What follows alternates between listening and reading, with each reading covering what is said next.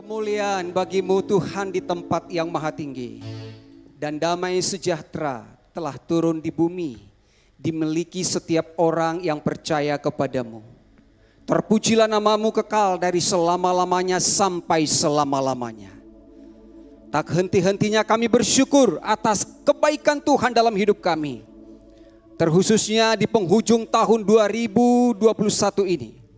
Bahwa tangan Tuhan yang terus setia menopang kami. Dan Roh Kudus Guru yang agung yang memimpin kami dalam seluruh kebenaran-Mu Tuhan. Bahwa Engkau adalah Tuhan yang mengasihi kami. Tuhan yang selalu memelihara kami dan memberkati kami. Membawa kami keluar dari tanah yang terkutuk.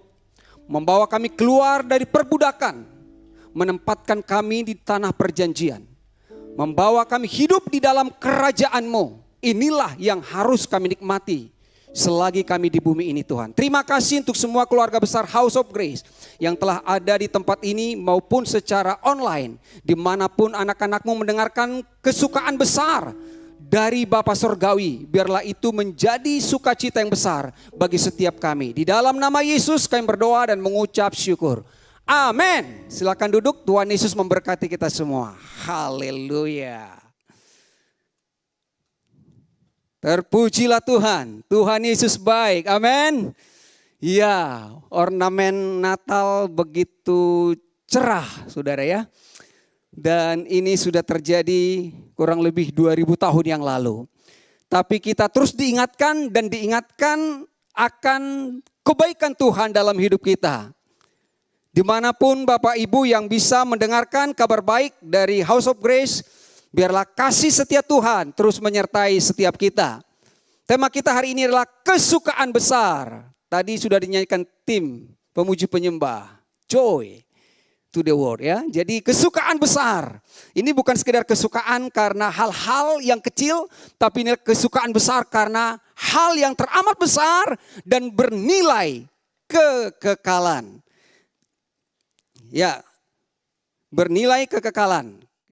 Berita kesukaan besar dari Lukas 2 ayat 8 dan 10. Di daerah itu ada gembala-gembala tinggal di padang menjaga kawanan ternak mereka pada waktu malam.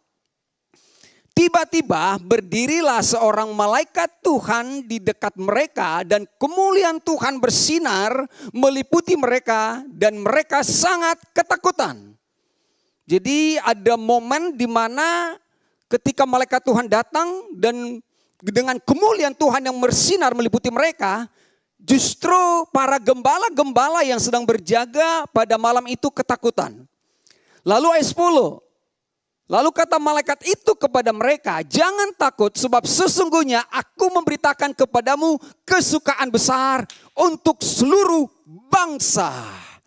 Jadi apapun yang dicari oleh dunia, oleh agama, hanya satu jawabannya. Kesukaan besar itu adalah datangnya dari sorga, dari Tuhan. Dan itu berlaku untuk seluruh bangsa. Walaupun sampai sekarang masih banyak orang mencari dan mencari kesukaan itu ya. Nah, kesukaan besar yang dimaksud di sini adalah, saya akan lanjutkan dulu ke poin berikutnya. Ya, di sini dikatakan, wow, yes, jangan takut. Kenapa malaikat berkata jangan takut? Adalah karena manusia semua dalam ketakutan. Maupun secara histori di mana bangsa Israel juga sedang ketakutan pada saat itu. Para gembala-gembala juga ketakutan. Dan secara global dunia itu ketakutan. Dimulai dari mana? Dosa membuat manusia takut, dimulai daripada Adam. Ketika Adam berdosa, hal pertama yang dia rasakan adalah takut. Jadi takut ini adalah akar dari semua permasalahan, ya kan? Takut nggak dapat jodoh, takut usahanya nggak lancar, takut studinya nggak selesai, takut COVID varian baru. Semua ketakutan demi ketakutan melanda kehidupan manusia. Ya, jadi saya membaca di dalam Kejadian 3 ayat 9 dan 10. Tetapi Tuhan Allah memanggil manusia itu Ya, tetapi Tuhan Allah memanggil manusia itu dan berfirman kepadanya, "Di manakah engkau?" Ia menjawab, "Ketika aku mendengar bahwa engkau ada dalam taman ini, aku menjadi takut karena aku telanjang, sebab itu aku bersembunyi." Inilah asal mula ketakutan yang dirasakan oleh manusia. Jadi kita ketahui dari mana datangnya sumber ketakutan itu. Tuhan bertanya, "Di manakah engkau?" "Aku bersembunyi." "Mengapa engkau bersembunyi?" "Karena aku takut, aku telanjang." Telanjang artinya hilang kemuliaan Tuhan. Hilang kemuliaan Tuhan, tidak ada lagi kemuliaan Tuhan yang menyelubungi, yang menutupi kehidupan Adam. Sehingga yang ada rasa takut. Bukankah orang-orang agamawi juga ketika menghadap hadirat Tuhan rasa takut? Mereka harus bergumul, harus berdoa, berpuasa, minta dilayakkan untuk bisa berdiri di mimbar ini. Nah, itu sudah terjadi karena kemuliaan Tuhan tidak ada pada mereka. Tapi sayang sekali ada orang yang sudah diselamatkan, sudah lahir baru, yang sebenarnya kemuliaan Tuhan sudah ada pada dia, tapi paradigmanya belum berubah. Ya, jadi Adam takut dan dia bersembunyi. Banyak orang yang bersembunyi sekarang, lockdown ya. Kenapa bersembunyi? Takut. Padahal Tuhan, malaikat sudah memberitahukan ada kesukaan besar bagi seluruh dunia ini. Apapun yang terjadi, masalah pasti tentu ada, silih berganti. Tetapi jawaban itu nanti akan ketemu. Bukan sekedar statement, tapi adalah tuh satu pribadi. Jangan takut. Nah, kalau Adam takut adalah karena dosa, pertanyaannya, emangnya apa dosa Adam? Apakah dosa Adam di dalam Kejadian? Yes, PowerPoint berikutnya kalau mau dari situ boleh. Apakah dosa Adam? Kejadian 3:11. Firman-Nya, "Siapakah yang memberitahukan kepadamu bahwa engkau telanjang?" Nah, jadi yang membuat Adam takut adalah karena dia telanjang, hilang kemuliaan Tuhan. Nah, siapa yang beritahukan kepada kamu bahwa engkau telanjang? Siapa yang beritahukan? Apakah Hawa yang bilang? Apakah iblis? Siapa yang beritahukan? Belum ada. Orang cuma berdua mereka. Nah, siapa yang beritahukan kepadamu bahwa engkau telanjang? Lalu Tuhan lanjutkan, "Apakah engkau makan dari buah pohon yang kularang kau makan itu?" Apakah kau mau makan? Ini sudah sering sekali dibahas di sini, saudara ya. Makan dari buah pengetahuan tentang yang baik dan yang jahat, itu adalah pelanggarannya, itulah dosanya. Kalau dosa sekarang kan sudah makin bervariasi ya, makin sadis, brutal. Tapi Adam tidak mengenal dosa-dosa yang dilakukan oleh manusia. Seperti sekarang-sekarang ini, yang korupsi lah, perzinahan lah, perselingkuhan, gak ada itu semuanya, saudara. Dia hanya memakan dari buah pengetahuan tentang yang baik dan yang jahat. Dan itu dari awal Tuhan sudah larang. Jangan makan. Sebab jikalau kau makan sebenarnya bukan hanya takut. Tapi engkau pasti mati. Jadi endingnya mati. Ketakutan itu akan berakhir dengan kematian. Nah, selama ini kita sudah dijelaskan apa itu maksudnya.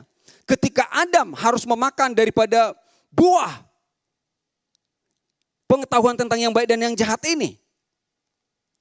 Apakah buah ini salah? Apakah pohon ini salah? Tidak. Karena tidak mungkin Tuhan menempatkan sesuatu di bumi itu tanpa manfaat. Tapi itu adalah menjadi suatu peringatan kepada Adam untuk tidak dimakan. Ketika dia memakan itu tandanya bahwa Adam itu tidak percaya kepada Tuhan. Tapi percaya kepada iblis yang menipu dia. Makanlah, kamu akan menjadi serupa dengan Allah. Ya, jadi dia mengandalkan kekuatannya. Sudah tegas dikatakan sampai 4 seri bagaimana memasuki tanah Kanaan. Orang-orang agamawi berusaha untuk menjadi seperti Tuhan dengan kekuatannya. Itu yang dilakukan oleh Adam. Jadi tidak heran kalau sampai sekarang benih itu ada. Karena sudah menyatu, sudah diwarisi, DNA Adam itu sudah masuk. Yang lahir dari Allah, ia tidak dapat lagi berbuat dosa. Sebab benih kita akan mutar-mutar terus dibuatnya. Kalau orang-orang yang belum lahir baru berputar-putar, ya wajar. Tapi kalau sudah menjadi anak Tuhan, masih berputar-putar terus. Nah ini yang kasihan saudara ya. Jadi kita diingatkan kembali bahwa ada satu berita kesukaan besar yang diberitakan oleh malaikat kepada kita. Jadi dosa yang dilakukan Adam adalah keluar dari Tuhan, keluar dari kepercayaannya kepada Tuhan dengan ya, benih itu sudah ada dari generasi ke generasi sampai saat ini. Manusia telah mewarisi rasa takut dari Adam dan rasa takut itu telah lama merusak kehidupan manusia. Ketika Adam takut, bukan berarti Adam tidak melakukan sesuatu. Yang dilakukan adalah membuat pakaian mereka untuk menutupi ketelanjangannya dari daun ara.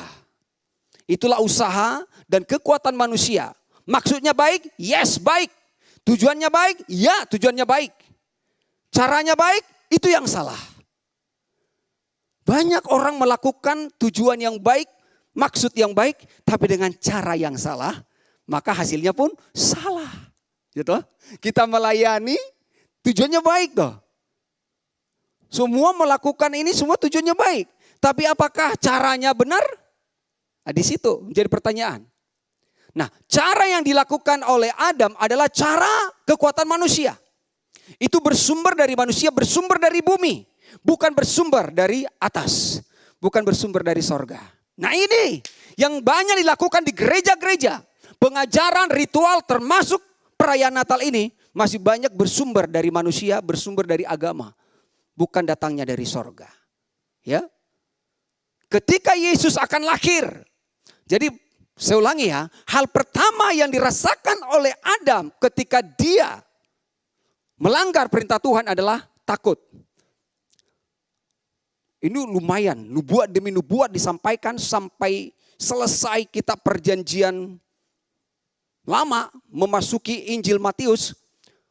Maka malaikat berkata ketika Yesus akan lahir, hal pertama dikatakan oleh malaikat Gabriel adalah jangan takut. Nah, jadi rasa takut itu mau dicabut nih. Jadi akarnya itu harus dicabut. Tidak ada cara-cara yang bisa kita lakukan mengatasi ketakutan ini. Ya. Berhentilah untuk mengatasi rasa takut kita, untuk menutupi ketelanjangan kita, untuk mencoba mengambil kemuliaan Tuhan kembali menutupi kita dengan cara kita sendiri. Jadi Adam melakukan itu supaya dia takut karena telanjang. Nah kalau aku tidak telanjang berarti aku tidak takut lagi. Tapi tetap tidak bisa ya. Jadi yang dikatakan malaikat itu adalah jangan takut. Lukas 2:10 itu tadi ayat pembukaan sebenarnya. Lalu kata malaikat itu kepada mereka, jangan takut sebab sesungguhnya aku memberitakan kepadamu kesukaan besar untuk seluruh bangsa. Jadi rasa takut yang terus dari abad ke abad mengikuti manusia. Mulai dari Adam sampai ke hukum Taurat. Sampai kepada sekarang ini. Bahkan setelah Tuhan datang dan dikatakan jangan takut, kenyataannya masih takut kok. Sebelum malaikat mengatakan ini di mana Yesus akan lahir, sudah banyak di dalam kitab suci menuliskan jangan takut, jangan takut, jangan takut, jangan takut, jangan takut. Ya. Jadi totalnya itu 365 kali. Lebih banyak kayaknya di perjanjian lama. Tapi toh manusia masih takut. Nah sekarang wujudnya sudah dinyatakan. Kenapa saudara tidak takut lagi ya? Sekarang pertanyaannya, mengapa malaikat berkata jangan takut? Supaya saudara dan saya semua kita diingatkan kembali. Supaya roh intimidasi itu tidak lagi menghantui kita. Sehingga kita harus melakukan 2 peperangan, 2 puasa dan lain sebagainya. Kenapa? Karena malaikat Tuhan membawa kabar baik ya. Kalau dalam terjemahan bahasa lainnya itu kan good news. Jadi dia membawa kabar baik yaitu kesukaan besar. Kabar baik itu adalah kesukaan besar. Jadi ada penegasan lagi. Malaikat membawa kabar baik dalam King James Version seperti itu. Bahwa malaikat membawa kabar baik dan kabar baik itulah kesukaan besar. Dan kesukaan besar itu adalah berlaku untuk seluruh bangsa. Seluruh kalangan, seluruh agama. Jadi kesukaan besar itu, dan kesukaan besar itu nanti akan kita lihat bahwa itu ternyata bukan sekedar berita, tapi kesukaan besar itulah satu pribadi, yaitu juru selamat. Jadi semua kita sekarang bersuka cita dalam Tuhan. Amin. Ya, kita memiliki sukacita yang tidak tergoncangkan. Mengapa malaikat berkata demikian? Karena malaikat membawa kabar baik. Kesukaan besar itu adalah Kristus Sang Juru Selamat. Welcome pengantin baru. Jadi kesukaan besar itu adalah Juru Selamat Kristus. Saudaraku, ketika kita memiliki Kristus selesai. Saudara sudah keluar dari Adam, keluar dari pohon pengetahuan baik dan jahat. Keluar dari cara-cara manusia, keluar dari kekuatan sendiri. Wow, selalu dikatakan udah bergantunglah pada kasih Tuhan. Itu sudah lebih dari cukup. Kita rest di dalam kasih Kristus. Nah selanjutnya, Juru Selamat telah lahir. Nah inilah kesukaan besar tadi. Juru Selamat telah lahir ya.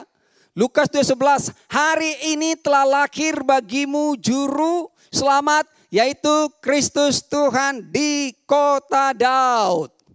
Hari ini telah lahir bagimu Juru Selamat, yaitu Kristus Tuhan di kota Daud. Itu sebabnya jangan takut. Karena yang lahir ke dunia hari itu, nah ketika ini dicatat, berita ini diturunkan dari sorga. Di saat malaikat berkata jangan takut. Kenapa? Karena yang lahir ke dunia pada hari itu jauh lebih besar dari segala masalah dan pergumulan yang ada di dunia ini. Sering sekali kita tertipu ketika ada masalah. Kalau kita melihat masalah, kita tidak bisa melihat Tuhan. Tapi kalau saudara melihat Tuhan, masalah itu akan hilang. Tapi di sini ada kesalahan pengertian dari gembala-gembala. Ketika Kristus datang, berarti ini adalah penghukuman bagi kami. Ini saatnya penghakiman bagi kami. Ini saatnya kami akan mengalami celaka. Itu sebabnya mereka ketakutan. Tapi kenyataannya kedatangan Yesus adalah untuk menyelamatkan. Bukan untuk menghukum. Ya dah? Jangan ribut. Tuhan datang loh. Jadi ketika Tuhan hadir, itu ada rasa ketakutan bagi mereka. Padahal sebenarnya kedatangan Tuhan itu adalah jawaban bagi kita. Sejak kapan Tuhan datang di Taman Eden menjumpai Adam, tapi Adam pergi, menjauh, takut. Sekarang saudara, kita tidak seperti itu lagi. Tuhan datang menghampiri Kain, tapi Adam Kain malah lari. Jadi banyak sekali saudara, orang-orang agamawi yang belum mengalami kasih Tuhan, mereka akan terus lari dari hadapan Tuhan dan bersembunyi dari hadapan Tuhan. Tapi saudara dan saya yang mengerti dan mengalami kasih Tuhan, ini adalah kesukaan besar bagi saudara. Dan itu selalu ada, bukan hanya di momen Natal ini saja ya. Lalu ini adalah sebenarnya apa yang disampaikan malaikat ini adalah penggenapan dari apa yang telah disampaikan oleh Tuhan sendiri. Allah Tritunggal yang telah mengatakan kepada Adam di dalam rentetan Kejadian pasal 3 itu. Ini adalah penggenapan bukti kasih Tuhan untuk menyelamatkan umat manusia yang berdosa. Luar biasa. Jadi memang hati Tuhan itu adalah tetap mengasihi kita. Kerinduannya adalah untuk menyelamatkan, bukan untuk menghukum. Bukan untuk menghukum. Bahkan sampai sekarang ini. Kenapa manusia dihukum? Itu bukan karena Tuhan menyediakan penghukuman. Tapi manusia terhukum adalah konsekuensi pelanggarannya. Jadi bukan Tuhan yang menghukum. Sampai dikatakan dalam Yohanes 3. Ada orang yang tetap tidak percaya. Sehingga mereka tetap berada di bawah penghukuman. Bukan karena Tuhan menghukum mereka, tapi karena mereka tidak percaya. Jadi kesukaan besar ini adalah untuk membebaskan kita sebenarnya. Membebaskan manusia dari penghukuman. Kejadian 3 ayat 15. Aku akan mengadakan permusuhan antara engkau dan perempuan ini. Jadi kisah ini diawali, tapi panjang ya. Ini kalau drama Korea ini berapa episode ini ya?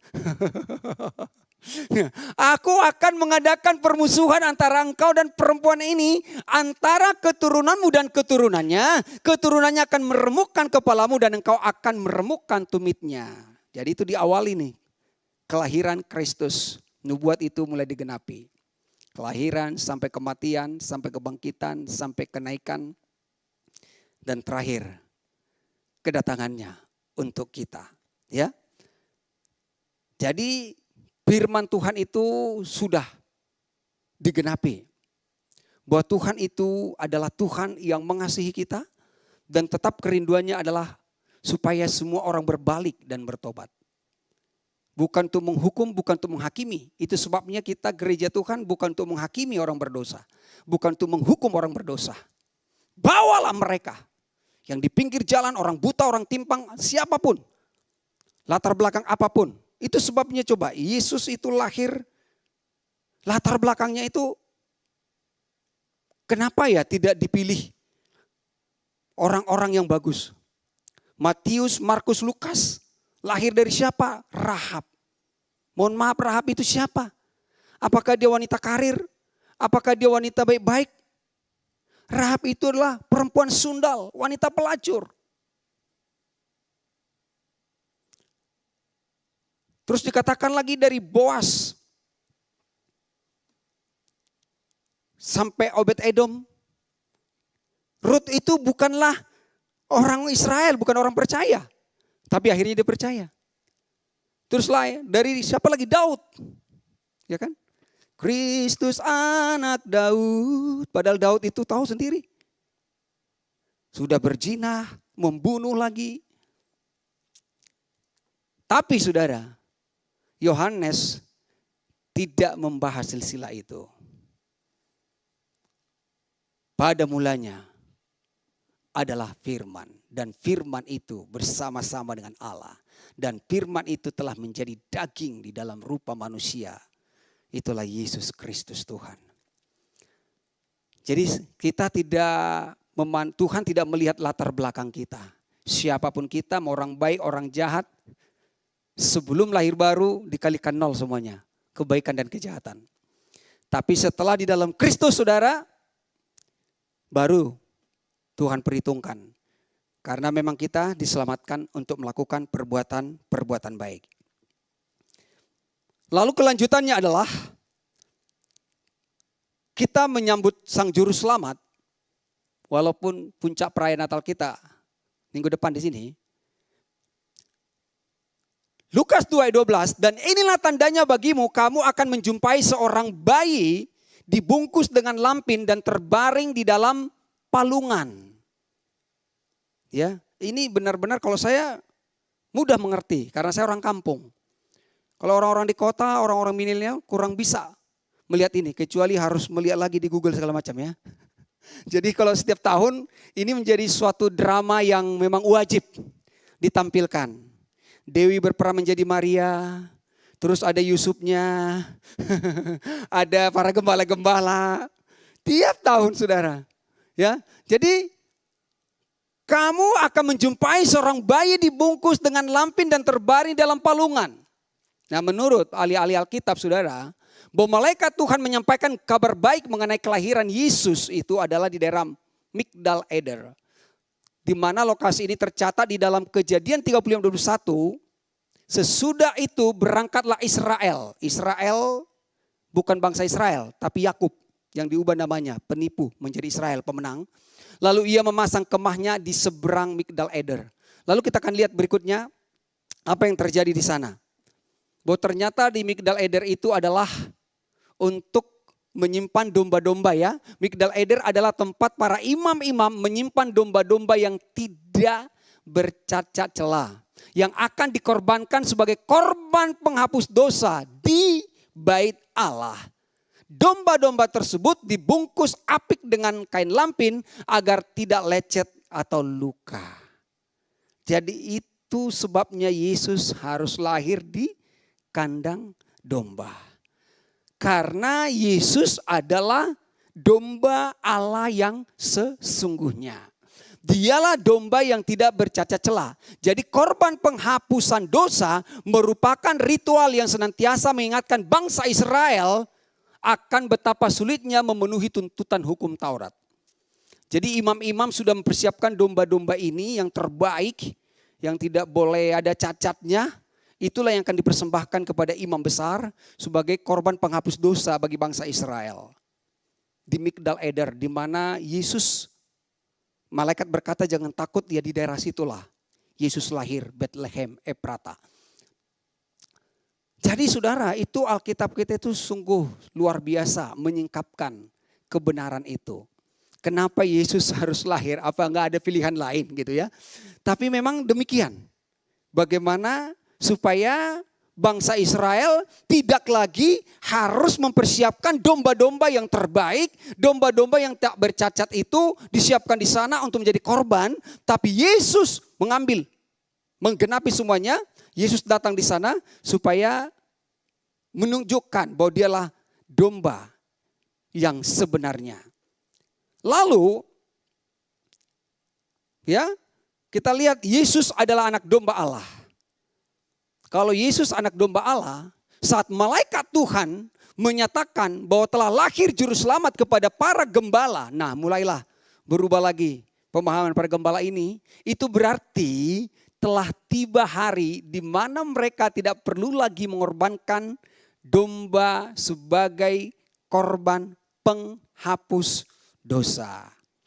Nah, itu makanya malaikat bilang, aku membawa kepadamu kesukaan besar. Karena beban terberat dalam hidup mereka adalah untuk melakukan hukum Taurat. Itulah beban terberat dalam hidup mereka dan yang akan tidak pernah bisa lulus melakukannya. Dari 10 pasal. Terus ada lagi ayat-ayat alinea dan ayat-ayatnya. Seperti undang-undang dasar gitu ya. Ada pasal-pasalnya. 10 pasalnya, terus ada turunannya sampai 613. Jadi saudara, satu saja tidak bisa lakukan, semua gagal. Nah, ini adalah masalah terbesar bagi bangsa Israel. Dan malaikat sudah memberikan jawaban itu. Inilah kesukaan besar. Bahwa kamu selama ini selalu melakukan ritual, mempersiapkan domba-domba yang tidak bercacat untuk sebagai penghapus dosamu, itu hanya tipologi, itu hanya lambang dan simbol. Tetapi yang sebenarnya telah datang. Hari ini telah lahir bagimu juru selamat. Di kota Daud, kamu akan menemukan dia terbungkus dengan lampin. Jadi gak perlu lagi mempersiapkan domba-domba yang harus dibungkus begitu apik sehingga tidak lecet. Yesuslah domba itu yang sebenarnya. Nah itu. Jadi Yesus adalah domba Allah yang sebenarnya. Dalam Ibrani 10 itu sudah ditegaskan. Sampai dikatakan dalam imam-imam harus setiap tahun mempersembahkan korban. Tapi Yesus telah mempersembahkan dirinya satu kali untuk selama-lamanya. Nah, bangsa Israel harus selalu mempersembahkan korban. Lalu mereka diampuni. Setelah diampuni berdosa lagi, ulangi lagi. Berdosa lagi, ulangi lagi. Terus begitu siklusnya. Tapi Yesus di dalam Ibrani 10:10, oleh karena kehendaknya inilah kita telah dikuduskan satu kali untuk selama. Amin. Dikuduskan. Dosa sekarang, dosa masa lalu, dan dosa yang akan datang.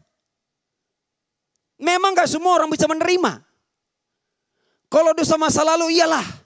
Tapi dosa sekarang saya belum sempat minta ampun. Apalagi dosa yang akan datang. Bisa bayangkan kalau seorang anak Tuhan sudah lahir baru betapa sesatnya pemahamannya. Ketika dia mengalami sakit penyakit atau kecelakaan. Dia melakukan kesalahan belum sempat minta ampun. Berarti dia akan berakhir di neraka. Kalau harus berdasarkan kepada pengakuannya. Justru sebelum Anda lahir. Yesus sudah mengampuni kita. Akan tetapi Allah menunjukkan kasih-Nya kepada kita. Karena Kristus telah mati bagi kita ketika kita masih berdosa. Jadi dosa kita sudah diampuni. Dosa masa lalu, sekarang, dan akan datang. Itu di pemberitaan sudah jelas. Memang kalau hanya khotbah di mimbar begini bisa salah tangkap. Tapi inilah kebenarannya. Bahkan di dalam ayat 14 dikatakan oleh kita Ibrani itu, sebab oleh satu korban saja Ia telah menyempurnakan untuk selama-lamanya mereka yang dikuduskan. Oleh satu korban saja. Jadi tidak lagi mencari domba, kambing, tekukur, merpati. Tapi oleh satu korban saja, domba Allah. Ia telah menguduskan, bukannya dikuduskan, menyempurnakan mereka yang telah dikuduskan. Jadi di dalam Kristus kita telah sempurna. Ada amin? Sempurna. Kau begitu sempurna di mataku. Kata Bapa. Kenapa Pak John begitu sempurna di mata Bapa? Karena dia tidak melihat Pak John. Tapi melihat Yesus anaknya. Anak domba Allah yang tidak bercacat itu telah masuk di dalam kita. Dan sekali Yesus masuk dalam kita, dia tidak pernah menyesal. Ah, ternyata kamu begini, kamu kurang taat, kamu kurang setia. Udah, saya tinggalin, aku keluar dulu. Dia akan tetap di situ. Pemahaman kita lah yang keluar masuk. Sehingga naik turun juga ke sorga. Sekali saudara sudah dibenarkan, dikuduskan. Dan bukan hanya itu, akan dikatakan disempurnakan, sudah sempurna. Roh saudara sudah sempurna, karena roh kita sudah menyatu dengan roh dia. Ketika jasad ini nanti, tubuh ini akan kita meninggal, ya kemah inilah yang ditanggalkan. Tapi roh kita akan kembali kepada dia. Ya, jadi ini berita kesukaan besar loh. Tapi kalau misalnya ya kesukaan besar, aku udah selamat, puji Tuhan aku lahir baru. Tapi berdosa lagi, aduh hilang gak keselamatanku ya? Takut lagi. Ya toh, itu yang dialami. Di sini waduh, pelukis cakrawala. Tapi nanti begitu ada masalah, di manakah engkau Tuhan? Jangan-jangan Tuhan sudah marah sama saya. Selalu memang ya, dari awal memang sudah begitu. Sebenarnya ide-ide kita itu gak terlalu banyak. Itu semua sudah ada dari mulai Adam, generasi-generasi. Misalnya nih, ketika pernah disampaikan Pastor Hongki. Ketika Adam itu ditanya Tuhan, apakah engkau memakan buah yang kularang itu? Sebenarnya simpel saja jawabannya. Ya, aku telah memakannya. Tapi dia bukan mengaku, justru menyalahkan Tuhan. Toh? Dia menyalahkan Tuhan. Perempuan yang kau tempatkan itu. Padahal perempuan itu tempatkan untuk menolong dia. Jadi seolah-olah Adam bilang begini, aku kan tidak ya. Selalu mencari kambing hitam ya. Menyalahkan. Dan akhirnya itu salahnya Tuhan. Iya, Tuhan ya udahlah sudah waktunya Tuhan buat begini. Ada kecelakaan, udah waktunya Tuhan buat begini. Ya Tuhan mengambil, Tuhan memberi. Ya itu ya pemahaman yang salah. Memang semua ada dasarnya di Alkitab. Tapi kita harus menemukan kebenaran itu. Baik, jadi kita sudah dikuduskan satu kali untuk selamanya dan disempurnakan. Itulah kesukaan besar. Jadi kesukaan besar itu jangan timbul tenggelam. Jangan kelap-kelip. Ya, ya memang kadang-kadang sih hal-hal yang kecil bisa disorotin orang. Ada buah pohon Natal ini gak mau lampunya kadang hidup kadang mati. Kalau kadang hidup kadang mati itu melambangkan kadang iman kita kecil besar. Jadi harus seperti Philip, terang terus dan terus terang. Nggak usah lah, ini kan cuma pernak-pernik saudara. Bahkan ada juga yang mengharamkan ini. Nggak ada pohon Natal gitu. Bukan itu yang esensi bagi saudara. Kalau mau digali juga benar enggak itu malam-malam Yesus lahir, apakah benar itu pada musim dingin dan segala macam. Pusing kita mikirin itu.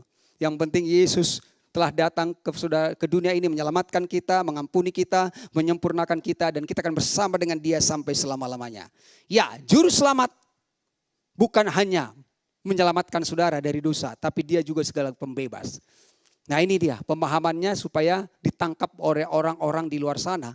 Bahwa bagi para gembala kata juru selamat itu adalah merujuk kepada orang yang akan membebaskan mereka dari tuntutan hukum Taurat dan menggenapi hukum Taurat. Jadi juru selamat itulah yang membebaskan dari tuntutan hukum Taurat yang selalu mendakwa kita.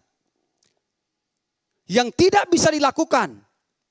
Dan juru selamat inilah yang akan menggenapi hukum Taurat itu. Seperti dikatakan dalam Injil Matius 5:17, janganlah kamu menyangka bahwa aku datang untuk meniadakan hukum Taurat atau kitab para nabi. Aku datang bukan untuk meniadakannya, melainkan untuk menggenapinya.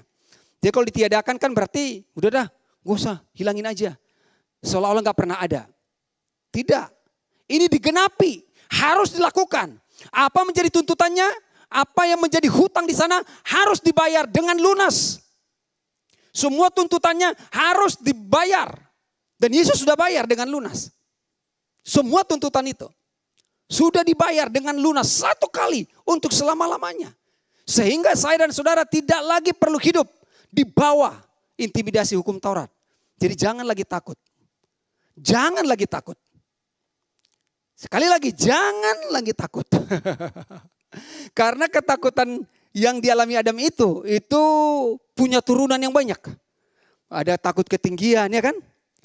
Ada yang takut ketinggian melihat begini, ada takut naik pesawat, gitu loh saudara. Mau naik pesawat tapi nggak mau kalau Lion Air, Adam Air nggak ada lagi ya. Pokoknya harus Garuda. Karena Garuda di dadaku gitu kan. Saudara, ada pendeta saudara. Jadi jangan lagi ada rasa takut. Soal kematian juga gak usah takut. Paulus sudah tegaskan, mau mati mau hidup, no problem. Selagi hidup, ayo kita terus beritakan kabar baik ini. Kalau sudah mati, bersuka-sukalah di sorga selamanya ya. Jadi juru selamat itu adalah pembebas. Nah sedikit lagi saudara, di dalam ayat terakhir 14, kemuliaan bagi Allah. Oh ini. Kemuliaan bagi Allah di tempat yang maha tinggi dan damai sejahtera di bumi di antara manusia yang berkenan kepadanya. Nah, dari awal tadi, kenapa Adam takut? Karena hilang kemuliaan Allah. Nah, orang yang sudah hilang kemuliaan Allah, apakah bisa memberi kemuliaan kepada Tuhan? Tidak bisa. Tidak bisa. Sekalipun mereka getol melakukan ibadah semuanya, tidak bisa memberi kemuliaan kepada Tuhan. Terus kemuliaan kepada siapa? Kemuliaan kepada manusia. Kemuliaan yang panah. Kemuliaan yang layu dan sementara. Tidak ada yang bisa memberi kemuliaan kepada Tuhan. Sampai kemuliaan itu datang. Yesus Kristus, kesukaan besar, membawa kemuliaan. Tidak ada seorang pun manusia yang bisa memberi kemuliaan kepada Tuhan. Karena manusia semua telah berdosa dalam Roma 3:23 dan hilang kemuliaan Allah. Sebaik-baiknya kita, apapun ibadah kita, tidak akan pernah bisa memberi kemuliaan kepada Tuhan. Semua itu hanya kemuliaan yang panah yang berasal dari dunia. Seperti yang dibuat oleh Adam. Dari daun-daun. Daun-daun itu sifatnya menyejukkan. Tapi tak lama kemudian dia akan menjadi kering dan menjadi sampah. Itulah kemuliaan manusia, menjadi sampah. Sehingga Paulus mengatakan semua aku anggap sampah. Ya. Jadi kemuliaan bagi Allah di tempat yang maha tinggi dan damai sejahtera di bumi di antara manusia yang berkenan kepadanya. Nah sekarang nih, ketika kemuliaan itu hilang, maka damai sejahtera juga hilang. Tidak ada, orang takut itu kan gak ada damai. Ya. Jadi saudara, ketika kemuliaan itu datang, maka damai sejahtera itu sekalian juga datang. Kemuliaan Yesus, kesukaan besar, juru selamat telah datang ke dunia ini. Membawa kemuliaan sorga, membawa kemuliaan Bapa yang tadinya diberikan kepada Adam dan telah hilang. Maka kemuliaan itu dibawa oleh Adam yang akhir, Kristus. Tidak ada lagi Adam yang lain. Maka kemuliaan itu dibawa. Supaya saudara dan saya, setiap orang yang percaya kepada berita ini, menerima Yesus sebagai Tuhan dan Juru Selamat pribadinya, kemuliaan itu memenuhi kita. Dan kita mengalami damai sejahtera. Sehingga kita pada saat ini memberi kemuliaan kepada Tuhan. Bukan hanya melalui ibadah ini. bahkan hidup kita akan menjadi bau yang harum bagi Tuhan untuk memuliakan Tuhan. Karena karakter Kristus dalam kita, maka perbuatan-perbuatan kita bukan lagi lahir dari kekuatan kita, tapi lahir dari kekuatan Tuhan sendiri. Sehingga perbuatan-perbuatan yang kita lakukan memuliakan Tuhan. Dan orang di luar sana pun akan memuliakan Tuhan lewat hidup kita. Jadi kemuliaan yang ada pada kita akan terpancar kepada luar sana, saudara ya. Nah sekarang inilah kesukaan besar. Saudara sudah kembali kepada kemuliaan Tuhan dan kita mengalami damai sejahtera. Dan damai sejahtera itu adalah datang karena kebenaran. Dan kebenaran itu adalah Kristus. Dan di mana ada Kristus, di mana ada kebenaran, di situ ada damai sejahtera, ada ketenangan. Ya, jadi Yesus membawa kemuliaan bagi saudara dan saya. Kemudian terakhir, damai sejahtera bagi manusia di antara orang yang berkenan kepadanya. Apakah saudara dan saya berkenan kepada Tuhan? Atau kita harus minta dulu, layakkanlah aku Tuhan, supaya aku berkenan di hadapan-Mu. Berkenan. Paulus menegaskan kepada jemaat di Korintus. 2 Korintus 6 ayat 2. Sebab Allah berfirman, pada waktu aku berkenan, aku akan mendengarkan engkau. Selama ini Tuhan sudah mendengar. Tapi mereka tidak sadar kalau mereka didengar oleh Tuhan. Pada waktu aku mendengarkan engkau, pada waktu aku berkenan, aku akan mendengarkan engkau. Dan pada hari aku menyelamatkan, aku akan menolong engkau. Sesungguhnya waktu ini adalah waktu perkenanan itu. Haleluya. Sesungguhnya hari ini adalah hari penyelamatan itu. Waktu perkenanan Tuhan mendengarkan kita. Waktu penyelamatan Tuhan menolong kita. Jadi kita tidak perlu lagi berseru-seru, berteriak-teriak. Karena Tuhan sudah mendengarkan kita. Waktu ini, setiap waktu, itu maksudnya. Itu yang kita jalani, setiap waktu, setiap hari. Tidak ada minggu, tidak ada bulan, tidak ada tahun tanpa hari. Karena kalau nggak salah di Alkitab itu cuman hari inilah hari yang Tuhan jadikan bagi kita. Saya belum, nanti kita cek ya, ada nggak tahun ini Tuhan jadikan bagi kita. Menjadi tahun penuaian, tahun mujizat. Tapi katakan hari ini adalah hari yang Tuhan jadikan bagi kita. Dan hari inilah hari penyelamatan itu. Tuhan menolong kita. Hari ini adalah waktu perkenan Tuhan mendengarkan kita. Jadi biarlah meset di akhir tahun 2021 ini menyambut Desember, perayaan Natal, bahwa saudara telah memiliki kesukaan besar.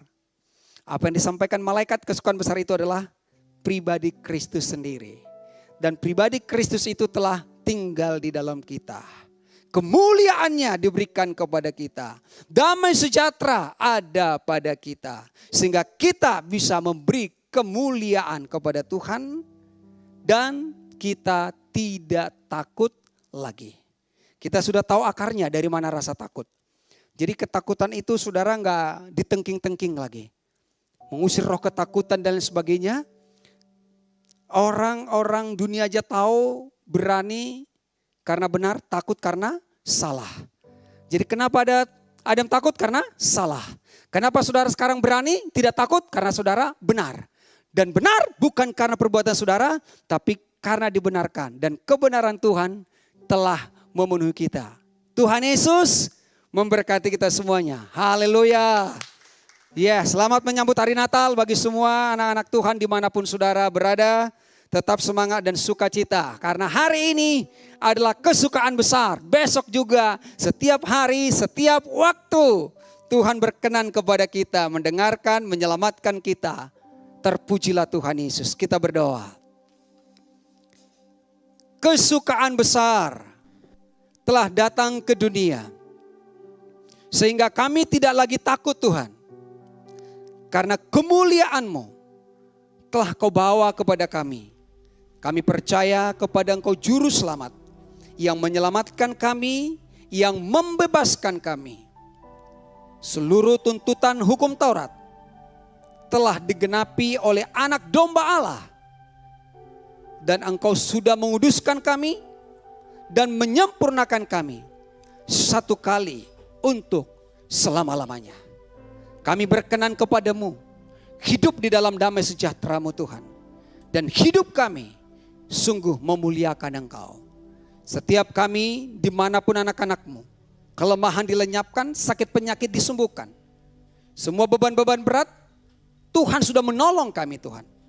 Biarlah kami selalu memandang kepada kasih-Mu yang lebih besar, kepada kuasa-Mu yang lebih besar, kepada pertolongan-Mu yang lebih besar dari apapun yang ada di dalam dunia ini. Itu sebabnya kesukaan besar itu terus tinggal dan nyata di dalam kehidupan kami. Dalam nama Tuhan Yesus Kristus, kami berdoa dan mengucap syukur. Amin.